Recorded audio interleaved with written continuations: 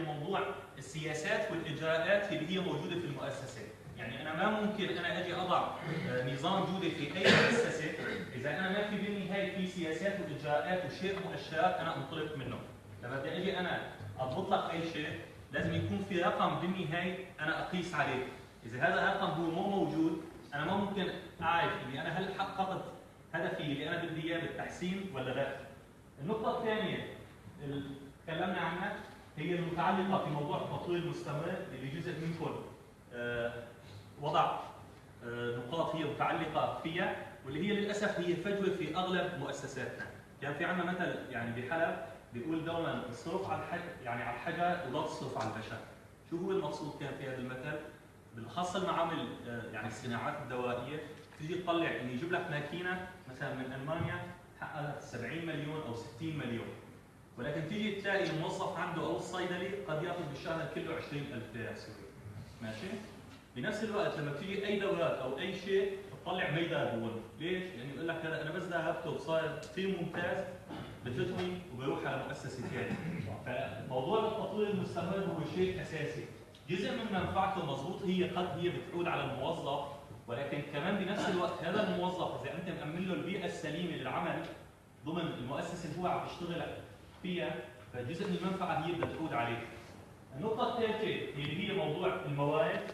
تكلمنا عن موضوع الموارد وقد يكون الاغلب هو عاكس فيها الجانب المالي. انت المعارف المؤسساتيه اللي هي موجوده عندك ضمن هدول الاشخاص هن جزء من راس مال المؤسسه.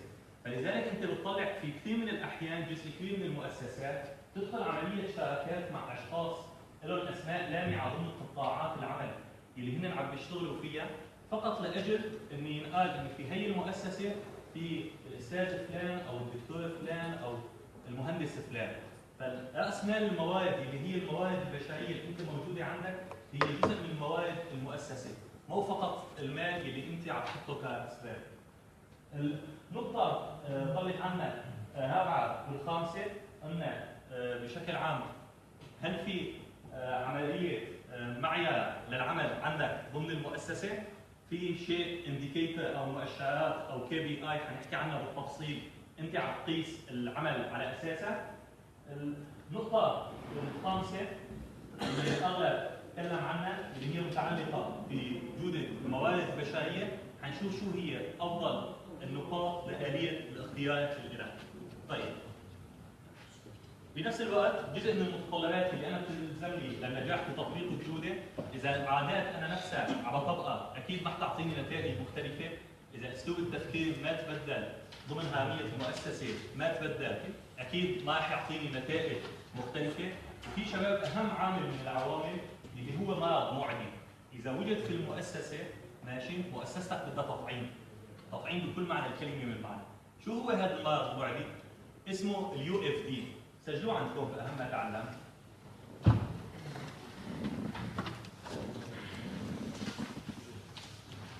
طيب UFD شباب اللي هو هذا مرض معدي اذا موجود فعلا عندك بالمؤسسه انت بدك عمليه تطعيم، بيوجد عندك مجموعه من الاشخاص بيقول لك معقول نحن اذا عملنا الجوده اوضاعنا بتتحسن؟ معقول نحن حنتغير؟ طيب شو هي UFD او هي اختصار لشو؟ بتطلع ان انت في عندك مجموعه من الاشخاص هن جيدين ولكن في عندهم عمليه خوف من اي تغيير، وما بيامن ان هذا التبديل او هذا التغيير بده يحدث فعلا هو نتائج ملموسه. فدوما بتلاقيه اما هو بيعاني من موضوع اللي هي اختصار لل UFD اللي هي assertive الفير والذات. شو هي؟ اللي اما بيكون هو مش فاهم او مو متاكد، اما دوما في عنده خوف من عمليه التغيير فبتصيبه بعمليه شلل فكري حقيقي، اما النقطه الثانيه اللي هي الدفع اللي هي موضوع دوما اني عنده شك بالنتائج. اذا عندك اي حدا من اعضاء المؤسسه عندك بيعاني من هي المتلازمه، هذا الشخص اما بدك تحاول تشجعه ليتخلص من هذا المرض اما بدك تستبعده، لان اي عمليه تطبيق جوده او اي مفاهيم جديده بدك تحاول تطبقها في المؤسسه بدك تلاحظ ان هذا الشخص حيحاول يبث الخوف عن كل العاملين عندك. في شيء اي سؤال لحد هون شباب؟ طيب خلينا نبتدئ. تفضل.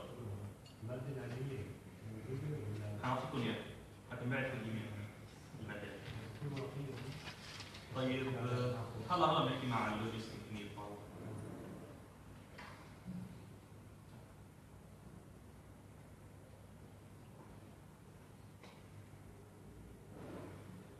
طيب شباب، في عندنا هون مجموعه بطاقات ملونه، عندنا مجموعه من الاسئله حنسال عن موضوع الجوده. كل شخص بده يجي ياخذ هي البطاقات ثلاث الوان، بيكون عندكم بطاقه صفراء، بطاقه حمراء، وبطاقه خضراء.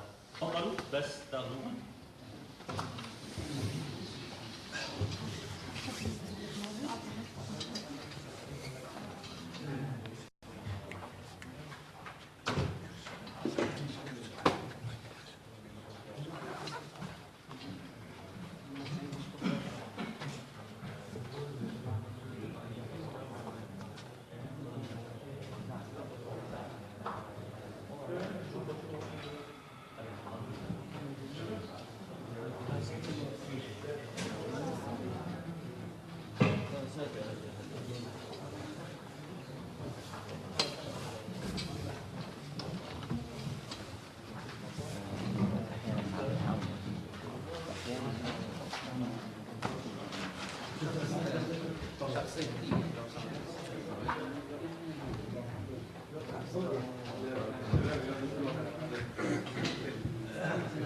طيب تمام شباب، كل هلا صار عندي بطاقات.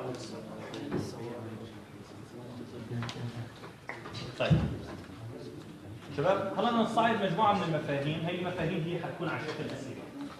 السؤال انت لما بدك تشوفه، او هي عباره عن مجموعه جمل، اما حتكون هي صحيحه، اما حتكون خاطئه، اما في بعض الاحيان انت ما بتعرف لا هي اذا صحيحه او خاطئه. في حال كانت الاجابه صحيحه فبس مطلوب منك انت ترفع البطاقه الخضراء، اذا كانت خاطئه بترفع البطاقه الحمراء، في حال انت الاجابه ما بتعرفها فبس انت ارفع البطاقه الصفراء. وحنتناقش بكل سؤال من الاسئله ليش هو صح او ليش هو خطا. طيب استاذ يوسف، انا اول سؤال بعد اذنك. جودة النظام الإداري لصناعة المنتج هي نفسها جودة المنتج. طيب تعطونا الإجابات.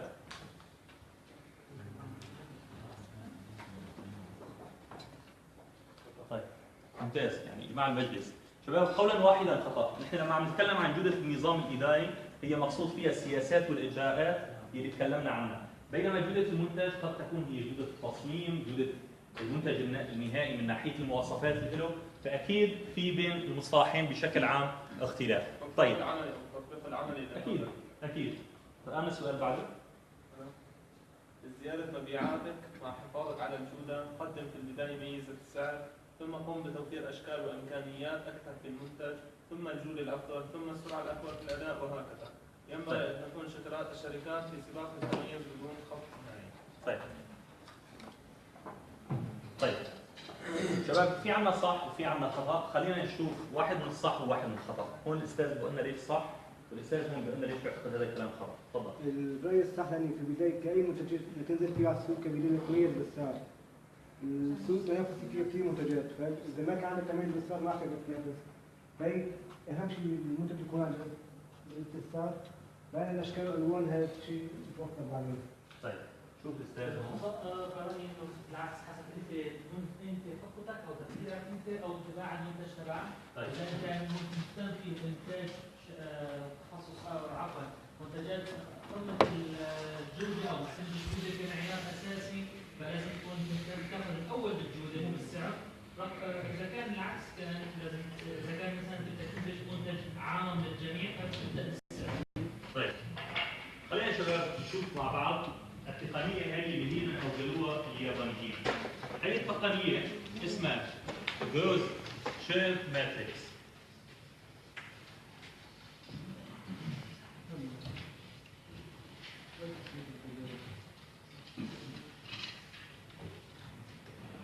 طيب خلينا نشوف هذه التقنية عن شو تتحدث، وعلى اساسها نشوف نحدد شو هو الجواب.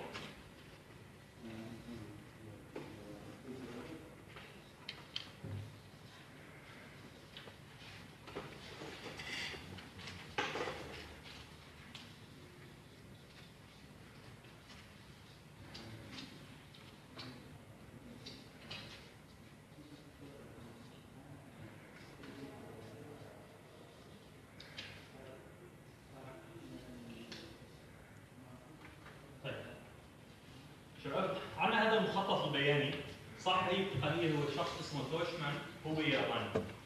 هي التقنيه هو اللي اوجدها، هي التقنيه اللي بتتيح اني انت لما بدك تنشئ اي مؤسسه او بدك تنزل انت اي سوق على السوق، شو هي اول شيء الاستراتيجيه اللي انت لازم تتبعها.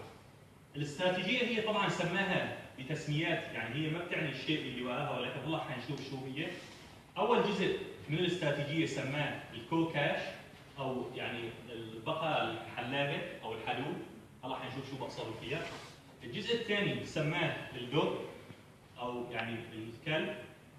الجزء الثالث سماه البروبلم تشايلد او الولد المشاغب او المشاكس. الجزء الرابع سماه النجمه. انا دوما في اي منتج من المنتجات انا بدي اقوم بانتاجه او اي مؤسسه من المؤسسات انا بدي ابنيها، الاستراتيجيه اللي انا لازم تتبعها هي تكون على الشكل الاتي.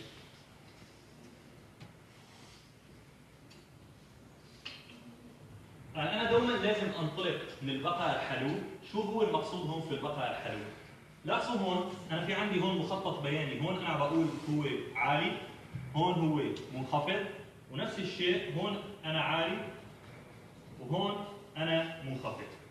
انت لما بتنطلق هون من البقره الحلوب بيكون هذا المنتج او هي المؤسسه اللي انت انطلقت بفكرتها في البدايه بتكون هي عم تدرق لك ارباح بشكل جدا كبير.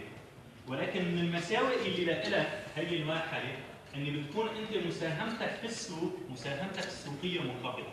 يعني بمعنى اخر انت عندك منتج من المنتجات هو على سياق الايراد كصافي ربح للمؤسسه عم يعطي ربح جدا ممتاز، ولكن حصتك السوقيه من السوق ما بين المنافسين هي جدا منخفضه.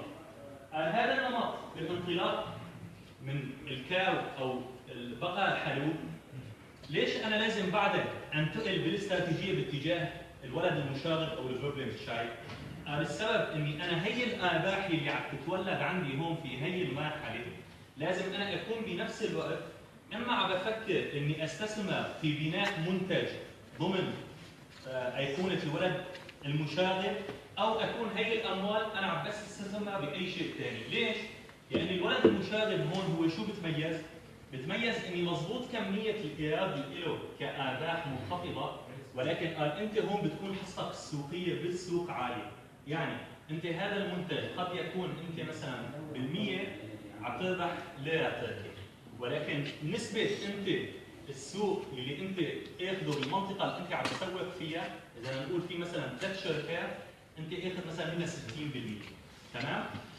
فبينصحوا فيه دوما انت اي منتج من المنتجات بدك تسوقه لاجل انت تقلل من احتماليه ان الخساره، تحاول بالبدايه تكون جودته جدا عاليه بحيث يامن لك كميه من الارباح هي جدا مرتفعه، ولكن اذا كان حصته السوقيه هو للمنتج منخفضه نتيجه اسباب معينه منافسه او غيرها، حاول تستثمر هذا الدخل اللي عم بيجي من هذا المنتج لبناء منتج ثاني تكون الحصه السوقيه له كبيره حتى لو كانت الارباح اللي له منخفضه. طبعا افضل شيء ضمن هي الاستراتيجيه هي استراتيجيه النجمه. باستراتيجيه النجمه انت شو بيكون المنتج عندك؟ بيكون كميه الايراد او المرابح اللي عندك هي جدا مرتفعه، ولكن بنفس الوقت حصتك السوقيه انت بالسوق هي جدا عاليه. يعني بمعنى اخر انت هون في الوضعيه هي انت بيكون منتجك مثلا 30% منه مربح، وبنفس الوقت انت اخذ 60 او 70% من السوق. فدوما اي منتج من المنتجات لما بدك تنطلق فيه وهذا المنتج قد يكون هو لسه جديد على السوق، حاول دوما لاجل ان تقلل انت دوما من احتماليه المخاطره تتبع هي الاستراتيجيه اللي يسموها الجروز شير ماتريكس، يعني مخطط المشاركه في نسبه السوق الحاليه. في شيء اي سؤال عليها؟ طيب يعني تفضل. هون بيكون منتجك عم يربح بشكل جدا كبير، ولكن مو شرط انت حصه السوق من المبيعات هي عاليه. يعني انت على سبيل المثال خلينا نفترض انت عم تنتج سياره، تمام؟ هي السياره اللي انت عم تبيعها انت كمردود مالي كربح عم تربح نسبه جدا منيحه، ولكن انت في ضوء المنافسه ما بين شركات السيارات الثانيه الموجوده ما عم تخلوك تاخذ من حصه السوق اكثر من 5%. هذا شو بيفيدك؟ طالما هو عم يعمل لك ايراد مالي وارباح كثير، يعني انت قد تشوف ان هذا المنتج مع الايام نتيجه المنافسه قد تكون هي الصفه التنافسيه اللي عم تخليك تربح تنتقل للشركات المنافسه. فانت هون شو لازم تكون انت عم تفكر؟ كيف انا بدي استفيد من هي الموارد؟ اما لازيد حصتي السوقيه، اما لأطور قد يكون منتج ثاني منافس بطريقه ثانيه، تمام؟ هذا مبدا شباب بالذات مين افهمه؟ بالذات اليابانيين.